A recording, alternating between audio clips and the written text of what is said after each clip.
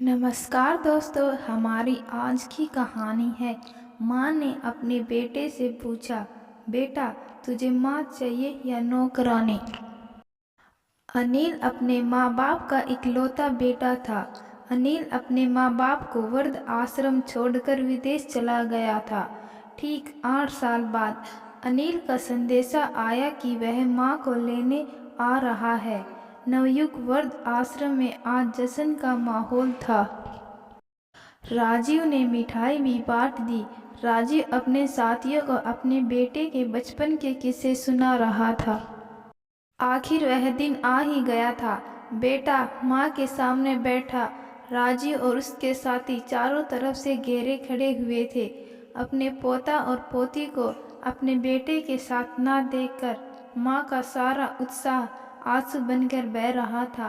माँ के हाथ पर लगी चोट पर बंधी पट्टी को अनदेखा कर दिया के बाद मुद्दे की बात पर आ गया। वह माँ को हाथ पकड़कर बोला, विदेश में बच्चों की देखभाल के लिए नौकरानी नहीं मिलती। सोनाक्षी भी जॉब करती है, मगर तुम मेरे साथ चलो तो बच्चों की देखभाल ठीक से हो जाएगी। राजीव के भीतर कुछ पिघलने से लग गया था। उसने अपनी पत्नी की ओर देखा। उसकी मोटे शीशे वाली ऐनक के नीचे से आंसू बह रहे पर गालों पर आ चुके थे। राजीव ने सोचा, पहले बेटा हमें वृद्ध आश्रम छोड़कर चला गया और अब हम दोनों को अलग कर रहा है। चलो कोई बात नहीं, वहाँ पर जाकर अपने ही बच्चों की देखभाल करेगी। अपने हाथों से करेगी तो अच्छा रहेगा।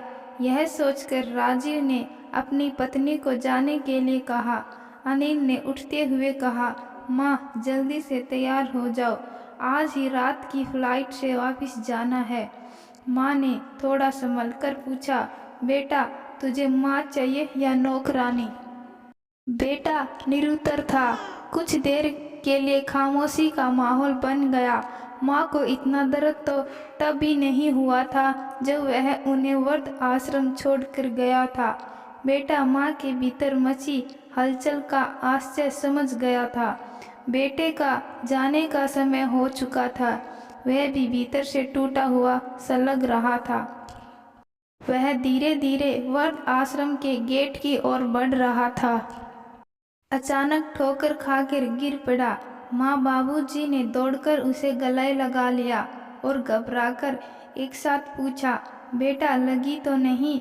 यह देख बेटे की आंखों में आंसू आ गए और अपने माँ बाप को गले लगाकर जोर जोर से रोने लगा और कहने लगा, मुझे माफ़ कर दो, मैंने आपकी ममता को कभी पहचाना ही नहीं।